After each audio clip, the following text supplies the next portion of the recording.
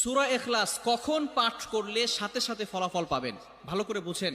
সূরা ইখলাস হচ্ছে পবিত্র কোরআনুল কারীমের ভিতরে ছোট সূরাদের ভিতরে অন্যতম একটি সূরা। তবে ফজিলতের দিক থেকে সূরা ইখলাস হচ্ছে গুরুত্বপূর্ণ ফজিলত, এবং এই সূরাটা এমন একটা সময় আল্লাহ পাক রব্বুল আলামিন নাজিল করে দিয়েছেন যখন আল্লাহ রাসূল সাল্লাল্লাহু আলাইহি ওয়াসাল্লাম দ্বীনের প্রচার করতে লাগলেন।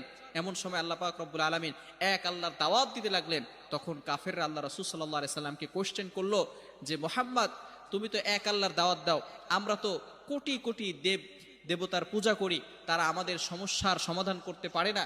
তুমি যে আল্লাহর দাওয়াত দাও সেই আল্লাহ কয়জন এবং সেই আল্লাহর সন্তান আছে কিনা? সাথে সাথে আল্লাহ পাক রব্বুল আলামিন এই কাফেরদের প্রশ্নের উত্তরে আল্লাহ রাসূল সাল্লাল্লাহু আলাইহি সাল্লামের কাছে এই সূরাটি নাজিল করলেন, কুল হুয়াল্লাহু আহাদ আল্লাহুস সামাদ লাম ইয়ালিদ ওয়া লাম ইউলাদ ওয়া লাম ইয়াকুল লাহু কুফুয়ান আহাদ। আল্লাহ পাক রব্বুল আলামিন এক, অদ্বিতীয়, এবং আল্লাহ